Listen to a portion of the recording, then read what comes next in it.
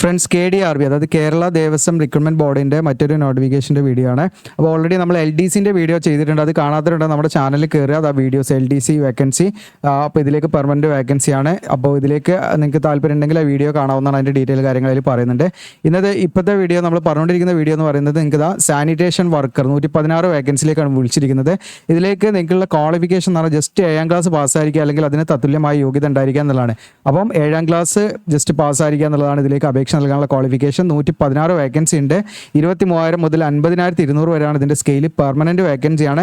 അപ്പോൾ ഇത് PSC വഴിയല്ല, നമ്മുടെ കേരള ദേവസ്വം റിക്രൂട്ട്മെൻറ്റ് ബോർഡ് വഴിയാണ് ഇതിൻ്റെ എക്സാം കാര്യങ്ങളും അതുപോലെ ഇതിൻ്റെ അപ്ലിക്കേഷൻ നമ്മൾ സമർപ്പിക്കേണ്ടതൊക്കെ കേട്ടോ. അപ്പോൾ 28/4 ഫെബ്രുവരി നിങ്ങൾക്ക് ഏപ്രിൽ 28 വരെ ഇതിലേക്ക് അപ്ലൈ ചെയ്യാൻ പറ്റും. ലാസ്റ്റ് ഡേറ്റ് അപ്ലൈ ചെയ്യേണ്ട ലാസ്റ്റ് ഡേറ്റ് ഏപ്രിൽ 28 വരെയാണ്. ഓൺലൈൻ അപേക്ഷ സ്റ്റാർട്ട് ചെയ്യുന്നത് മാർച്ച് 29 മുതൽ നിങ്ങൾക്ക് ഏപ്രിൽ 28 വരെ എന്ത് ചെയ്യാം, ഇതിലേക്ക് അപ്ലൈ ചെയ്യാം. അപ്പോൾ ഇതിലേക്ക് ദൈവത്തിലും അതുപോലെ ക്ഷേത്രാചാരങ്ങളിലും വിശ്വാസമുള്ള ഹിന്ദു മതത്തിൽപ്പെട്ട ഉദ്യോഗാർത്ഥികൾക്ക് മാത്രമേ ഇതിലേക്ക് അപ്ലൈ ചെയ്യാൻ പറ്റൂ എന്നുള്ള കണ്ടീഷൻ ഉണ്ട്. മറ്റു മതത്തിലുള്ളവർക്ക് ഇതിലേക്ക് അപ്ലൈ ചെയ്യാൻ പറ്റില്ല. പ്രത്യേകം ശ്രദ്ധിക്കുക. 116 വേക്കൻസിയാണ്. 18 to 36 ഏജ് ലിമിറ്റ്. SC/ST കാൻഡിഡേറ്റ്സിനൊക്കെ ഏജ് റിലാക്സേഷൻ ഉണ്ടായിരിക്കും. പിന്നെ 300 രൂപയാണ് അപേക്ഷാ ഫീസ് വരുന്നത്. SC/ST ആണെങ്കിൽ 150 മതി. OBC ആണെങ്കിൽ 300. അതുപോലെ ജനറൽ ജനറൽ തന്നെ സാമ്പത്തികമായി പിന്നോക്കം നിൽക്കുന്ന EWS കാൻഡിഡേറ്റ്സ് ആണെങ്കിൽ 300 രൂപയാണ് അപേക്ഷാ ഫീസ് വരുന്നത്. ബാക്കിയുള്ള കുറച്ച് ജനറൽ കണ്ടീഷനൊക്കെ ഉണ്ട്. ജസ്റ്റ് മലയാളത്തിലാണ്. ജസ്റ്റ് നിങ്ങൾക്ക് വായിച്ച് നോക്കിയാൽ മതി. എല്ലാ പോസ്റ്റിനും ബാധകം വന്ന കുറച്ച് കണ്ടീഷൻസ് ആണ്. അപ്ലൈ ചെയ്യേണ്ട ലാസ്റ്റ് ഡേറ്റ് ഏപ്രിൽ 28 ആണ്.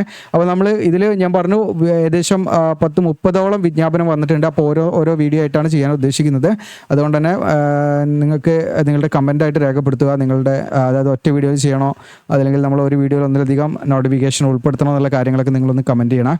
ഓക്കെ. അപ്പോൾ ഇതിലേക്ക് അപ്ലൈ ചെയ്യേണ്ടത് എങ്ങനെയാണെന്ന് വെച്ചാൽ നമ്മുടെ വീഡിയോയുടെ ഡിസ്ക്രിപ്ഷനിൽ അപ്ലൈ ചെയ്യുന്ന ലിങ്ക് കൊടുത്തിട്ടുണ്ട്. അതിൽ ക്ലിക്ക് ചെയ്താൽ കാണാം കേരള ദേവസ്വം റിക്രൂട്ട്മെൻറ്റ് ബോർഡ് എന്നിട്ട് താഴോട്ട് സ്ക്രോൾ ഡൗൺ ചെയ്യുക നിങ്ങൾ.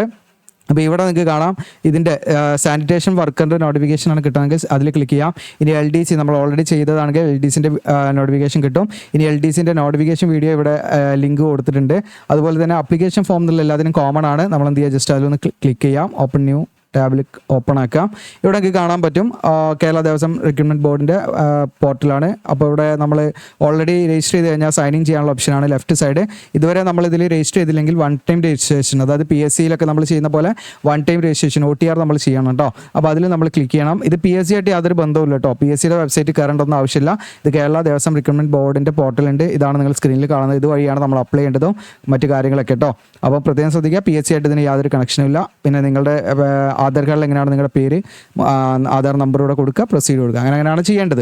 അപ്പോൾ ഇതിൻ്റെ യൂസർ മാനുവലും ഇതിൽ തന്നെ ഉണ്ട് അപ്ലൈ ചെയ്യേണ്ട. നിങ്ങൾക്ക് ആ യൂസർ മാനുവൽ ക്ലിക്ക് ചെയ്താൽ മതി. അപ്പോൾ ഇതിൻ്റെ ഓൺലൈൻ ആപ്ലിക്കേഷൻ നമ്മൾ ചെയ്ത് കൊടുക്കുന്നുണ്ട്. നിങ്ങൾക്ക് എന്ത് ചെയ്യാം, ഇവിടെ വാട്സപ്പ് നമ്പർ ഉണ്ട്, വീഡിയോയുടെ ഡിസ്ക്രിപ്ഷനിലുണ്ട്, ഇവിടെയുണ്ട്. കോൺടാക്ട് ചെയ്യാം. വീഡിയോ ഇഷ്ടപ്പെട്ട ലൈക്ക് ചെയ്യാം. നമ്മുടെ ചാനൽ സബ്സ്ക്രൈബ് ചെയ്യാൻ മറക്കണ്ട. ഇത്തരം നോട്ടിഫിക്കേഷനൊക്കെ കറക്റ്റായിട്ട് നിങ്ങളിലേക്ക് എത്തുന്നതിനായിട്ട്. Thank you.